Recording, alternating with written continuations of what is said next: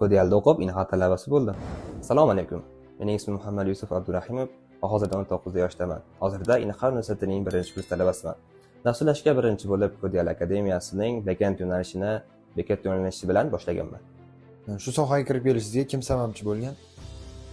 Hop, bizda mana tog'am bo'lganlar, u kishi shu dasturlash bo'yicha Yaponiyadagi universitetda o'qiganlar va men u kishini uydagi dars qilish jarayonlarini, kompyuterda yozayotgan kodlarni ko'rib, men qiziqishim paydo bo'lgan va so'raganman. Bu yo'nalish qanday yo'nalish? Nimalar bo'ladi bunda? Buni kelajagi qanaqa deb so'raganimda, bu yo'nalish dasturlash.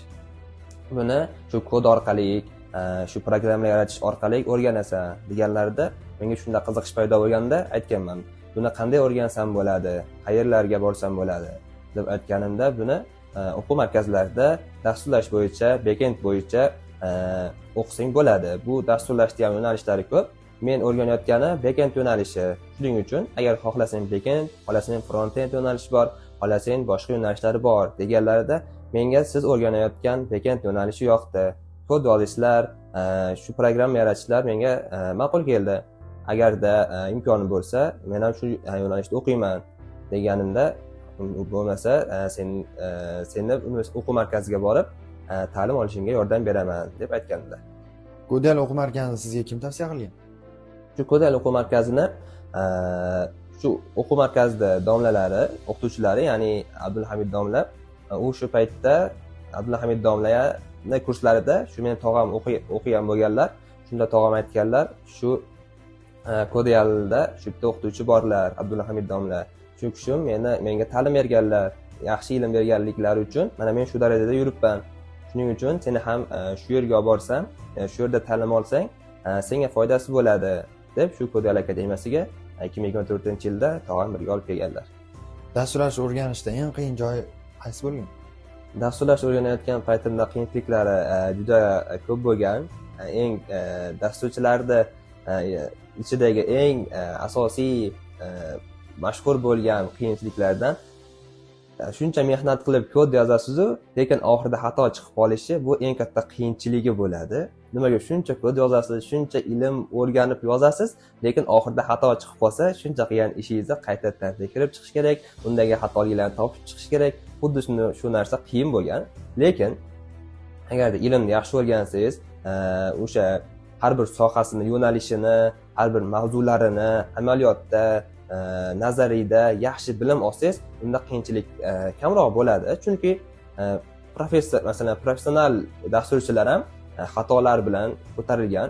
Shuning uchun men o'ylaymanki, eng qiyin jarayon menda shuncha vaqt ketkazib, mavzularni o'rganib, kod yozsam-u, lekin u kod ishlamasa yoki xato chiqsa, ana shunda men dasturlashda o'qigim kelmay qolardi. Shunisini men eng qiyin darajasida bilaman.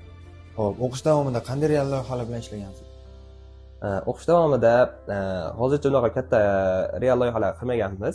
Kichik, masalan, maktablardagi yoki o'zim universitetimdagi yoki shu kichik o'quv markazidagi kichik bir real loyihalarni amalga oshirganmiz. Hozirda xudo xohlasa katta real loyihalar ustida ishlayapmiz. Nasib bo'lsa, shu real loyihalarimiz orqali xalqqa foydasi tegadigan yaxshi bir programmalar yoki dasturlar ishlab chiqarish niyatidamiz. O'qishga topshirishingizga kim yordam bergan yoki nima sabab bo'lgan?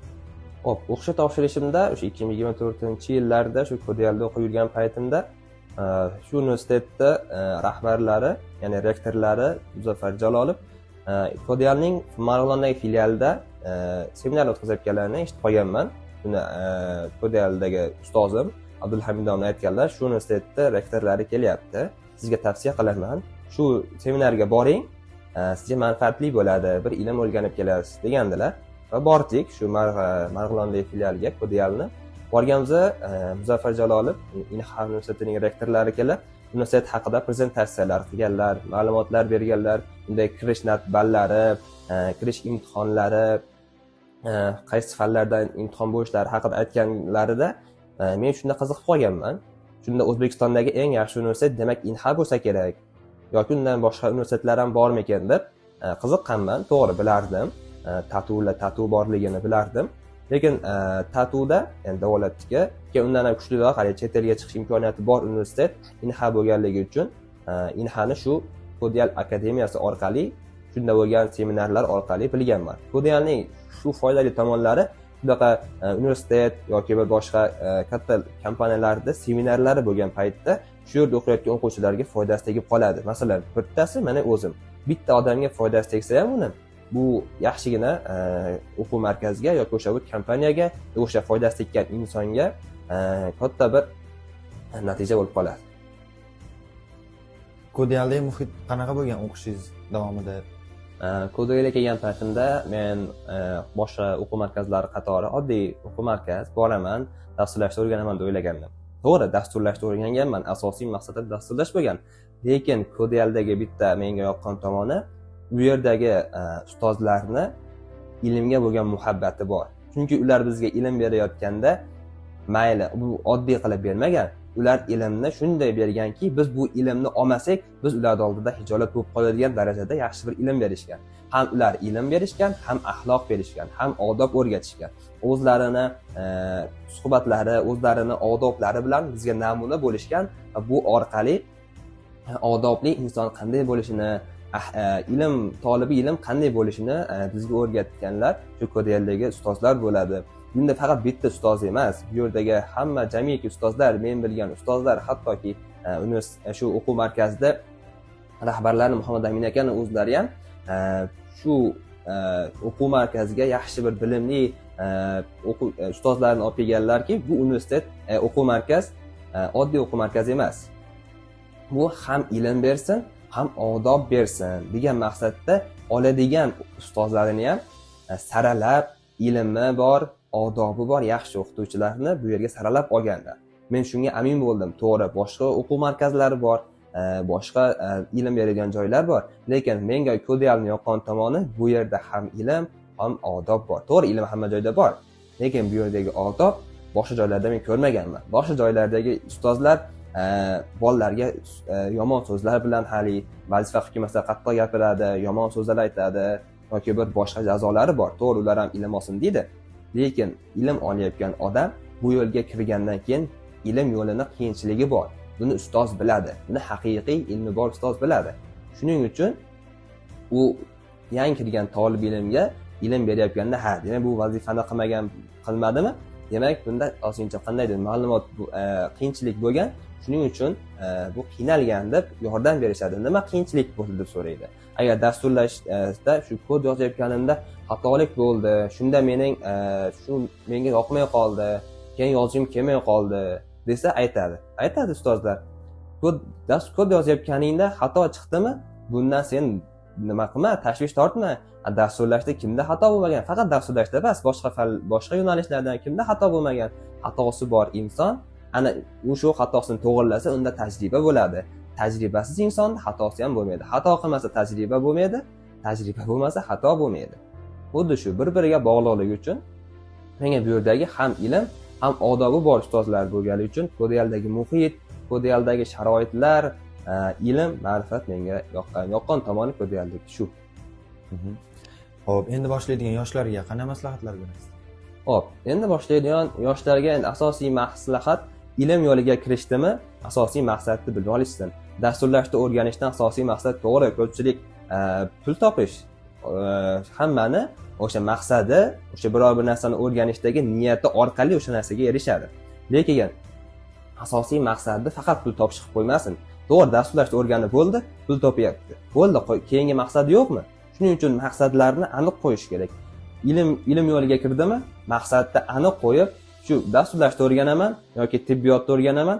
Bundan asosiy maqsadim pul topish, bu orqali ota-onamni rozi qiladigan ishlar qilish, bir yaxshi bir shaxs bo'lish maqsadi bo'lsa, shunga qarab Alloh ham shu niyati yaxshi bu bandami deb ilmni beradi. Keyin eng muhimi ilmga kirdimi, boshqa narsaga chalg'ish olmaslik kerak. Ilmga kirgandan keyin boshqa narsaga chalg'ib qolsa, telefonga yoki bir boshqa narsalarga, bunda ilm yo'qmay qoladi. Ilm kimga yo'qadi? Ilm borini berganga yo'qadi. Bu bizning gapimiz bor. Buni ustozlardan eshitganmiz, seminarlarda, boshqa bir ilm ahllari bilan bo'lgan suhbatlarda eshitganmiz va bulardan ham suhbatlarini tinglab bo'lsa ham o'zimizga manfaatli ilm oldik. Bu ilmimizni endi boshqalarga ulashishimiz kerak. Chunki ilmni bizga berdimi, bu ilm qachon foydasi tegadi? Boshqa odamga ham ulatsangiz, shunda bu ilmni foydasi tegadi deb aytgan ustozlar aytganligi uchun shu o'rganganimiz, bilganlarimizni sizlarga aytsak, manfaatli bo'lsa, shunda foydasi tegadi. Demak, yoshlar nima qilish kerak ekan? Ilm yo'liga kirdimi, asosiy eng katta yo'nalishi bu maqsadni aniqlab olish kerak. Qaysi yo'nalishda o'qishi? U men faqat shu fanlarni o'qib turaveraychi, bir gap bo'lar. Yo'q, unaqa emas. Qaysi sohani o'qiysiz siz? Dasturlashmi, tibbiyotmi yoki bir o'qituvchilikmi? Shunga qarab o'zingiz yo'nalishingizni tanlang. O'sha fanlarda yaxshi bir bor kuchingizni berib o'qing. Universitetga kirish kungacha qattiq harakat qilasiz, to'g'ri. Juda abituriyentlik davri oson emas. Abituriyentlik davrida ancha qiyinchiliklar bo'ladi. Shu paytdan o'tib olsangiz, ki universitetdagi eng katta qiyinchiliklar bo'ladi. Shu paytlardan o'tib, yaxshi bir ishga joylashib olsangiz, u yog'i xudo xolasa sekin hammasi yana jitta harakat qilib tursiz, to'xtalish yo'q. Bu dunyoga nimaga keldik? Ilm olgani kelganmiz. Ishga kirdim, bo'ldi.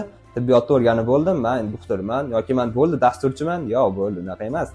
Dasturchi bo'ldingizmi yoki bir o'zingiz sohangizda ustasi bo'lib ishga kirib bo'ldingizmi? Yaxshi to'xtab qolish kerak emas. Boshqa ilmlar bor. Boshqa ilmlarni ham o'rganishga harakat qiling. Chunki ilm yo'lini cheki yo'q.